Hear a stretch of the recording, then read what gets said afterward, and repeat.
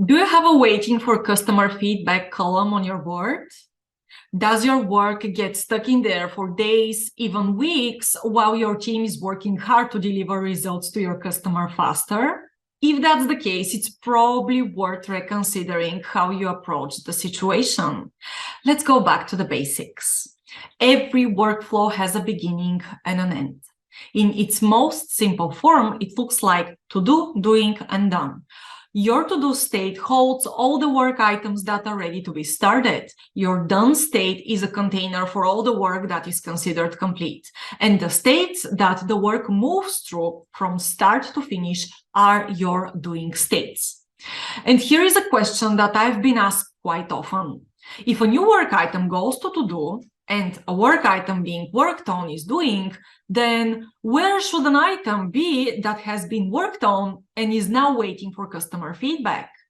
The answer is pretty simple. As long as the work is not considered complete, waiting for customer feedback is a doing state. Now you might be thinking, but Sonia, that would make certain requests look like they take weeks to finish, when in reality, a few minutes of work might be all it took. The rest is waiting on customers. Well, does effort time equate to delivery time? Did your customer consider the work as finished after these few minutes of work? The answer to both these questions is no. Let's talk about what needs to happen to handle this situation strategically. I would like to give you a piece of advice regarding the most common traps you should avoid when waiting for your customers to come back to you. And my hope is that by the end of this video, you will come up with a few ideas on your own to address this challenge in your own context. Don't map your awaiting statuses as done.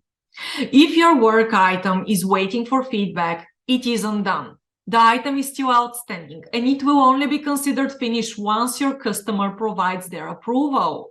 If they don't, you still have work to do. Your board design should reflect reality.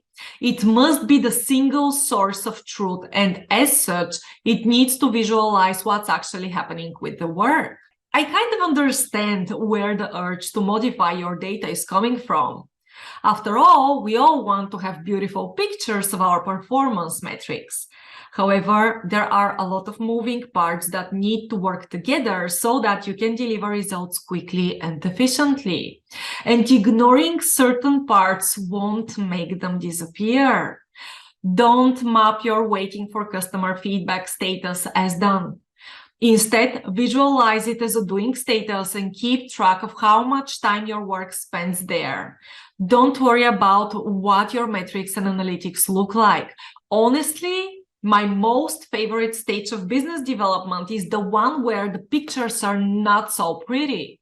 And the reason is that ugly pictures translate to opportunities for improvement. The more you see, the more you'll be able to address. And the more you address, the faster you make progress. Then, don't disregard the time your work spends in your waiting states. Now that your status is doing one, you'll be able to see at a glance the actual amount of time your items had to wait for your customers' feedback. This is where the cycle time breakdown chart comes into play.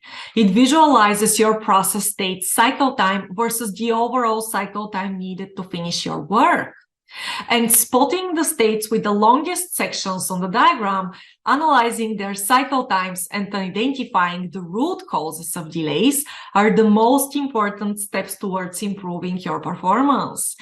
And sometimes it might feel like your hands are tied and there is nothing you can actually do. After all, it is the client who is expecting quick delivery results, and now they're the ones who are disrupting the flow.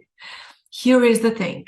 If you see that the time spent in waiting for customer feedback represents a massive chunk of your delivery times, don't disregard it.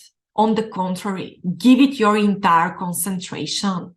Use your metrics as evidence to emphasize the importance of the current situation and identify potential opportunities for improvement.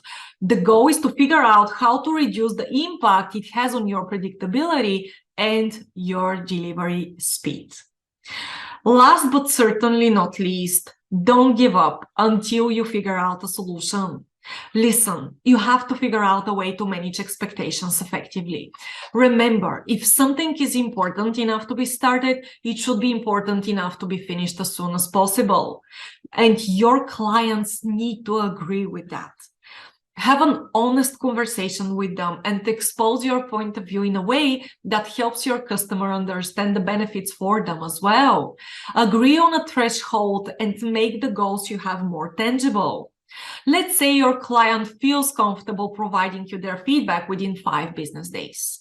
Analyze your cycle times and discuss the impact that a delay of 5 days may have.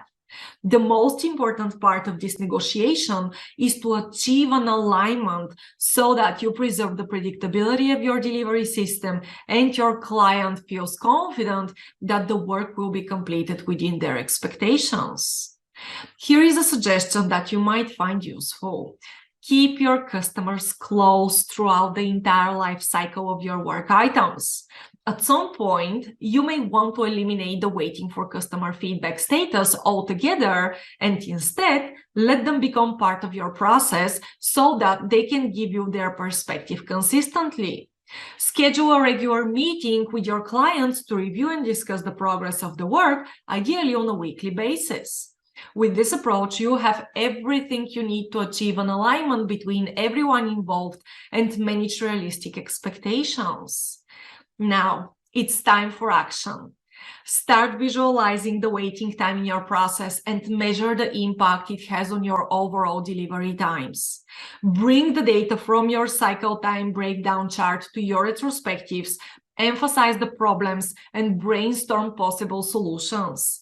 Take action and observe the results. Repeat. This is a continuous process and it should never end.